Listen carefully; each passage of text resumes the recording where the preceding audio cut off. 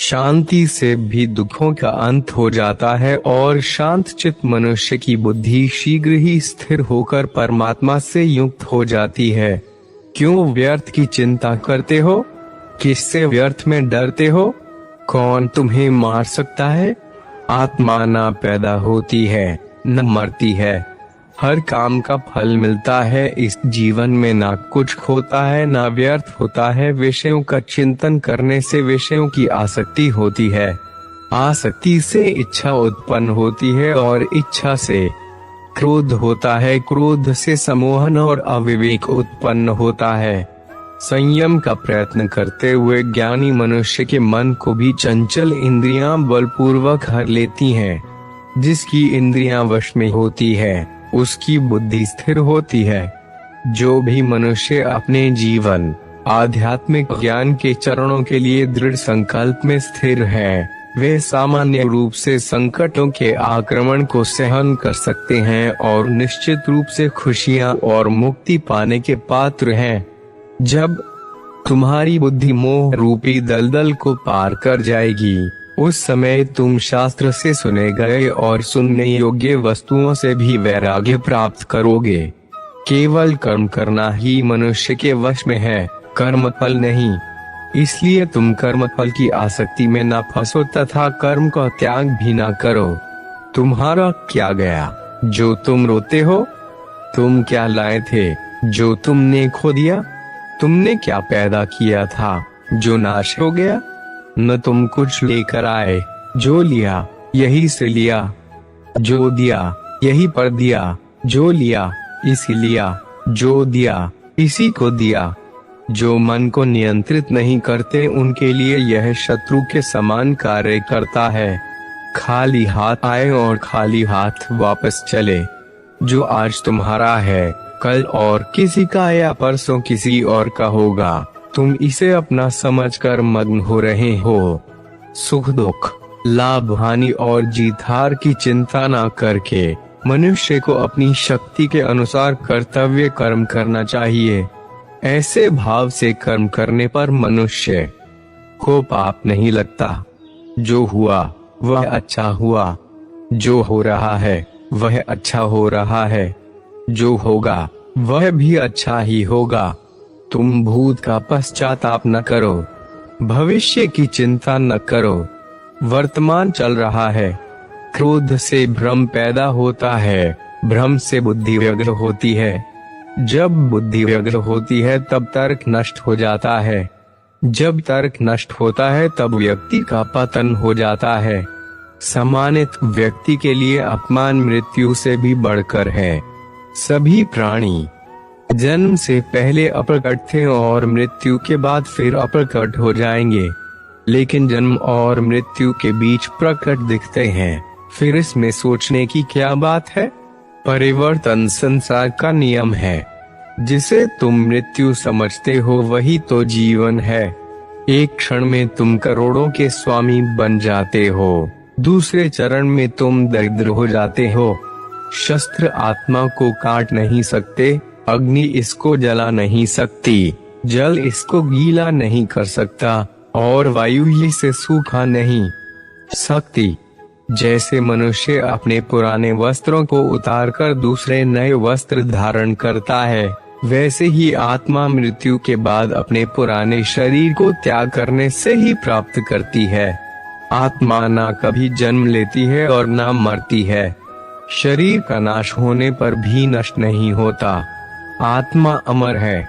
जो लोग इस आत्मा को मारने वाला या मरने वाला मानते हैं, वे दोनों ही नासमझ है। आत्मा ना किसी को मारती है और ना ही किसी के द्वारा मारी जा सकती है।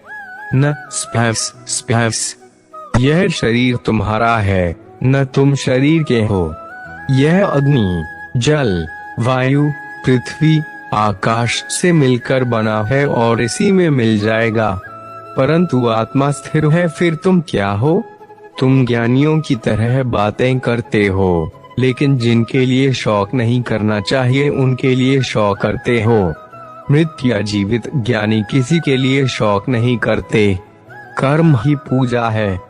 व्यक्ति जो चाहे बन सकता है, यदि विश्वास के साथ इच्छित वस्तु पर लगातार चिंतन करें, मैं काल हूँ, सबका नाशक, मैं आया हूँ दुनिया का उपभोग करने के लिए, कर्म उसे नहीं बांधता जिसने काम का त्याग कर दिया है। बुद्धिमान व्यक्ति कामुक सुख में आनंद नहीं लेता।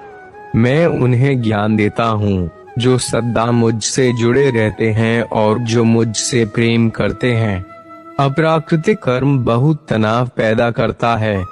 अपने अनिवार्य कार्य करो, क्योंकि वास्तव में कार्य करना निष्क्रिय से बेहतर है।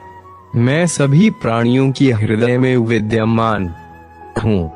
निर्माण केवल पहले से मौजूद चीजों का प्रक्षेपण है। बुरे कर्म करने वाले सबसे नीच व्यक्ति जो राक्षसी प्रवृत्तियों से जुड़े हुए हैं और उनकी बुद्धि माया ने हर ली है, वे मेरी पूजा या मुझे पाने का प्रयास नहीं करते। मैं ऊष्मा देता हूँ, मैं वर्षा करता हूँ, मैं वर्षा रोकता भी हूँ, मैं अमृत भी हूँ और मृत्यु भी मैं ही हूँ। जो इस लोक में अपने काम की सफलता की कामना रखते हैं, वे देवताओं की पूजा करें। जब वे अपने कार्य में आनंद खोज लेते हैं, तब वे पूर्णता प्राप्त करते हैं। इंद्रियों की दुनिया में कल्पना सुखों की शुरुआत है और अंत भी, जो दुख को जन्म देता है। कर्म योग वास्तव में एक परम रहस्य है। कर्म मुझे बांधता नहीं, क्योंकि मुझे कर्म के प्रतिफल की कोई इच्छा नहीं। करुणा द्वारा निर्देशित सभी कार्य ध्यान से करो। सदैव संदेह करने वाले व्यक्ति के लिए प्रसन्नता न इस लोक में है, न ही कहीं और। किसी और का काम पूर्णता करने से कहीं अच्छा है कि अपना करे, भले ही उसे अपूर्णता का साथ करना पड़े। हर व्यक्ति का विश्वास उसकी प्रकृति के अनुसार होता है। जो ज्ञान और कर्म को एक रूप में देखता है, वही सही मायने में देखता है। जो चीज हमारे हाथ में नहीं है, उनके विषय में चिंता करके कोई फायदा नहीं है। जो कार्य में निष्क्रियता और निष्क्रियता में कार्य देखता है, वह एक बुद्धिमान व्यक्ति है। यदि कोई बड़े से बड़ा दुराचारी भी अनन्य भक्ति भाव से मुझे भजता है, तो उसे भी साधु ही मानना चाहिए और वह शीघ्र ही धर्मात्मा हो जाता है तथा परम शांति को प्राप्त होता है। जैसे प्रज्वलित अग्नि लकड़ी को जला देती है, वैसे ही ज्ञान रूपी अग्नि कर्म के सारे बंधनों को नष्ट कर देती है। अपने आप जो कुछ भी प्राप्त हो, उसमें संतुष्ट रहने वाला, ईर्ष्या से रहित, सफलता और असफलता में संभाव वाला कर्म योगी कर्म करता हुआ भी कर्म के बंधनों में नहीं बंधता है। जो आशा रहित है, जिसके मन और इंद्रियां वश में है, जिसने सब प्रकार के स्वामित्व का परित्याग कर दिया है, ऐसा मनुष्य शरीर से कर्म करते हुए भी पाप को प्राप्त नहीं होता। काम, क्रोध और लोभ यह चीजों को नरक की ओर ले जाने वाले 3 द्वार हैं। इंद्रियां शरीर से श्रेष्ठ कही जाती है। इंद्रियों से परे मन है और मन से परे बुद्धि है, और आत्मा बुद्धि से भी अत्यंत श्रेष्ठ है। जो मनुष्य बिना आलोचना किए श्रद्धा पूर्वक मेरे उपदेश का सदैव पालन करते हैं, वह कर्मों के बंधन से मुक्त हो जाते हैं। मन अशांत है और उसे नियंत्रित करना कठिन है, लेकिन अभ्यास से इसे नियंत्रित किया जा सकता है। कोई मनुष्य एक क्षण भी बिना कर्म किए नहीं रह सकता। जैसे पानी में तैरती नाव को तूफान उसे अपने लक्ष्य से दूर ले जाता है, वैसे ही इंद्रिय सुख मनुष्य को गलत रास्ते की ओर ले जाता है। जो कुछ भी तू करता है, उसे भगवान को अर्पण करता चल। ऐसा करने से सदा जीवन मुक्ति का आनंद अनुभव होगा। केवल मन ही किसी का मित्र और शत्रु होता है। मनुष्य अपने विश्वास से निर्मित होता है। जैसा वह विश्वास करता है, वैसा वह बन जाता है। अपने कर्म पर अपना मन लगाए, ना कि उसके फल पर।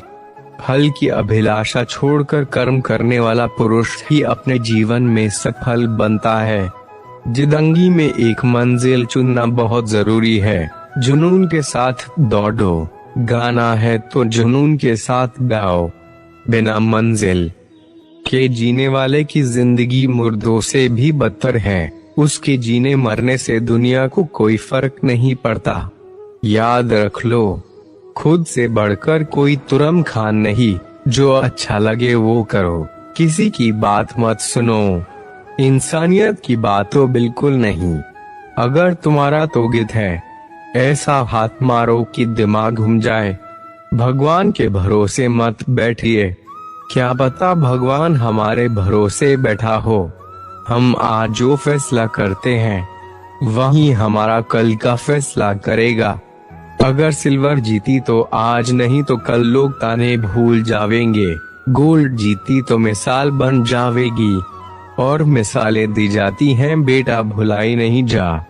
शुभ कार्य जितनी जल्दी हो उतनी जल्दी कर लेना चाहिए, और अशुभ कार्य को जितना हो सके उतना ही टाल देना चाहिए। इससे ना ही हम खुद को बल्कि दूसरों को भी नुकसान होने से बचा सकते हैं। कभी भी अपने प्रतिद्वंदी को कमजोर मत समझो।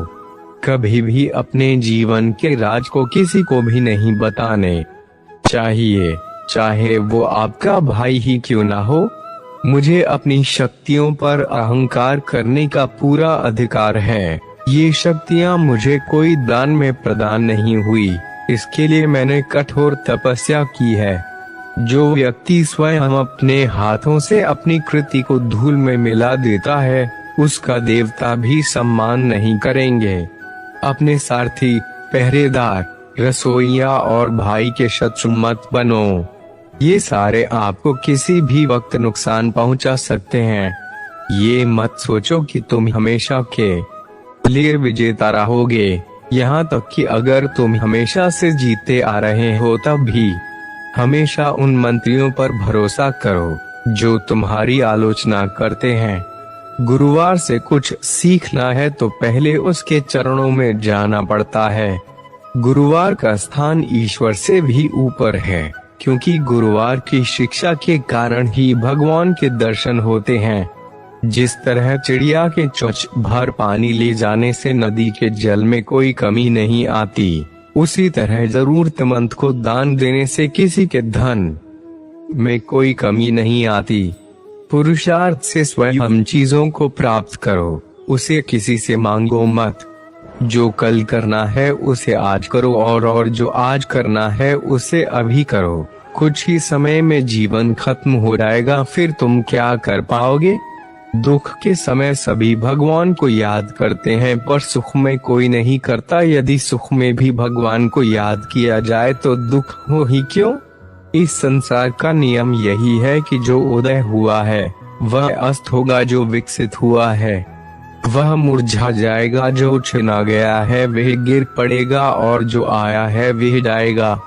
जो हमारी निंदा करता है उसे अपने ज्यादातर पास ही रखना चाहिए। वो तो बिना साबुन और पानी के हमारी कमियां बताकर हमारे स्वभाव को साफ करता है। ना तो अधिक बोलना अच्छा है, ना ही जरूरत से ज्यादा चुप रहना ही ठीक है। जैसे बहुत अधिक वर्षा भी अच्छी नहीं और ज्यादा चुप रहना भी। केवल ज्ञान ही एक ऐसा अक्षय तत्व है जो कहीं भी, किसी भी अवस्था में और किसी भी काल में मनुष्य का साथ नहीं छोड़ता। उलझे भले ही इस दुनिया के झंझट में हो, लेकिन डूबे तो श्री कृष्ण सिर्फ तेरे प्रेम में है। आपके स्मरण के साथ यह सुंदर दिन की शुरुआत करते हैं।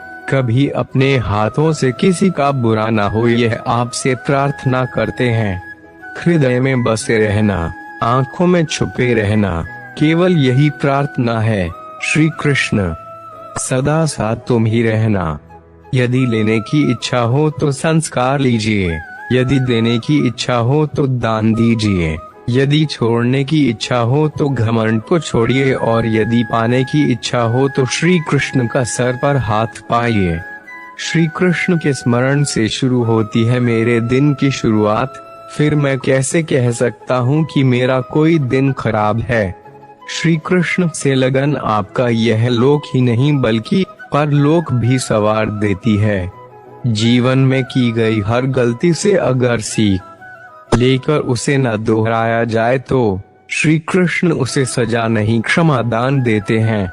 श्री कृष्ण कहते हैं जीवन में अगर सफलता पानी है तो केवल कर्म करिए, सफलता का परिणाम स्वयं आपके सामने होगा। श्री कृष्ण कहते हैं मनुष्य का जीवन कर्म करने को हुआ है। जिस प्रकार समय गतिशील होता है मनुष्य को भी अपने कर्म गतिशील रखने हैं, परंतु कर्म चुनने का निर्णय सही है या गलत वे मनुष्य को खुद सोचना है। मनुष्य के जीवन में आशा चाहे छोटी हो या बड़ी फर्क नहीं पड़ता, परंतु निराशा आ जाने से सब कुछ विपरीत हो जाता है। मतलबी दुनिया ने विपरीत समय में अपनी नजरें बदल ली, परंतु श्री कृष्ण जब से थामा तुमने मेरा हाथ, मेरी किस्मत बदल गई। जानते हैं हम हर चीज सीमा में बधी ही अच्छी लगती है, क्या करें प्रेम इतना है कि तुझ संग लगन की सब सीमा तोड़ दी है हमने। जब तक श्वास में श्वास है मुझे तुझ पर विश्वास है, जब तक तेरा साथ है मुझे ना किसी और की आस है। पूछा जाने किस किसे लेकिन तेरा पता कहीं मिला नहीं, लेकिन जब मिला तेरा पता तब मुझे दुनिया में खुद का भी पता नहीं। हे श्री कृष्ण, आपका चिंतन इतना करूं कि अपनी चिंता भी आप पर छोड़ दूं।